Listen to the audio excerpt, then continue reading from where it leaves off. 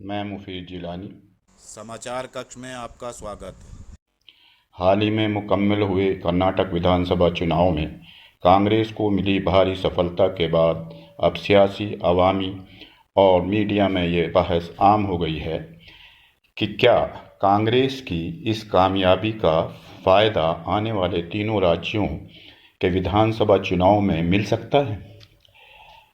इस साल के आखिर तक कांग्रेस सत्ता वाले छत्तीसगढ़, राजस्थान और भाजपा शासित मध्य प्रदेश में विधानसभा के चुनाव होने हैं। माहिरीन सियासत भी क्योंकि भाजपा और कांग्रेस खेमों में बंटे नजर आते हैं और मीडिया का बड़ा हिस्सा भाजपा समर्थित प्रोपेगेंडा चलाता नजर आता है, जिसे गोदी मीडिया कहा जाता है। इसलिए सही तस्वीर नजर नहीं आती। लेकिन अब भी सोशल मीडिया पर कुछ निष्पक्ष राजनीतिक विश्लेषक और मीडिया कर्मी बचे हुए हैं, जिनकी प्रस्तुतियों में से कुछ हद तक तस्वीर साफ होती नजर आती है।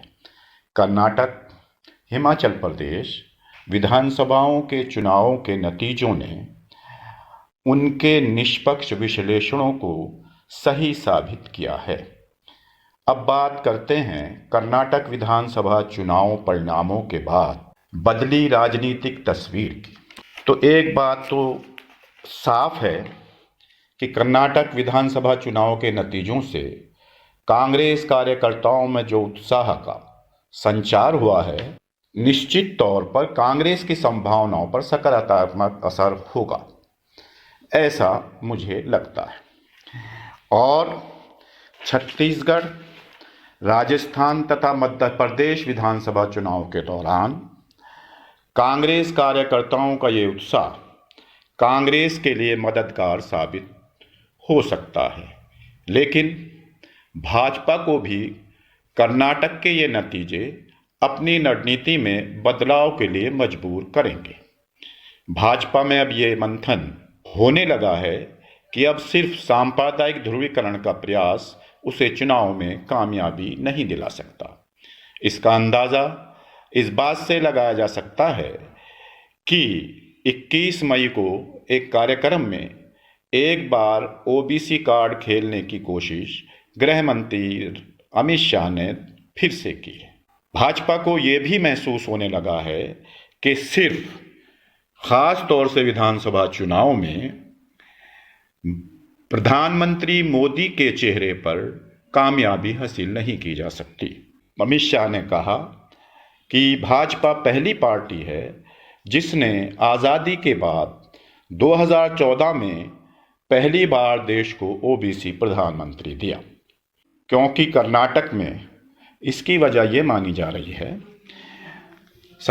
माहिरीन सियासत और मैं खुद भी ये समझता हूँ कि इसकी अमित शाह को ये बात उठाने की ज़रूरत क्यों पड़ी, क्योंकि कर्नाटक विधानसभा के जो नतीजे सामने आए हैं उनसे ये साफ हो गया है कि कर्नाटक में ओबीसी वर्ग ने कांग्रेस का बढ़ चढ़कर साथ दिया। मेरा स्पष्ट मानना है कि आने वाले विधानसभा चुनाव में कांग्रेस अगर कर्नाटक की तरह अवामी समर्थन हासिल करना चाहती है तो उसे अवामी मुद्दों पर ही आगे बढ़ना होगा और भाजपा के किसी भी तरह के ध्रुवीकरण के जाल में अपने को नहीं फंसाना होगा। यही नहीं, कांग्रेस को गोदी मीडिया के नकारात्मक प्रोपेगेंडे के भ्रमचाल से भी बचना होगा। अगर ऐसा पार्टी करती है तो निश्चित तौर पर छत्तीसगढ़, राजस्थान और मध्य प्रदेश में उसको इसके सकारात्मक नतीजे हासिल होंगे। साथ ही भाजपा को अगर कांग्रेस से कड़ा मुकाबला करना है तो उसे आने वाले इन 3 राज्यों के विधानसभा चुनाव में अपनी रणनीति में आमूल चूल परिवर्तन करना होगा।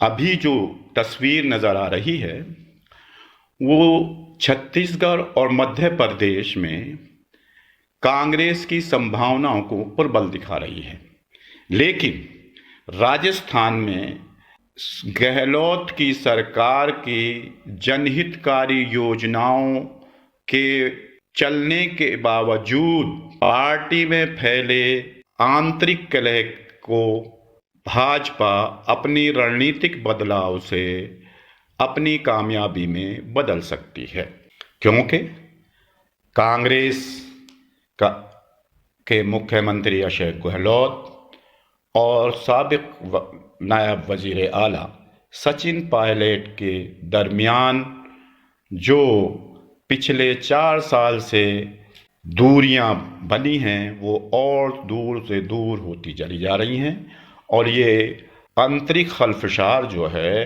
अंदरूनी पार्टी का खलफशार अब सड़कों पर पायलट की जंग संघर्ष यात्रा और पायलट के धरने के साथ आ चुका है। इसका फ़ायदा अगर भाजपा उठाना चाहती है तो यकीनी तौर पर उसको अपने रणनीतिक बदलाव करने होंगे, और जो उस पार्टी के अंदरूनी सतह पर यह मंथन चल रहा है उसको के सिर्फ सांप्रदायिक ध्रुवीकरण के बलबूते वो चुनाव नहीं जीत सकती है, उसको अमल में भी लाना होगा।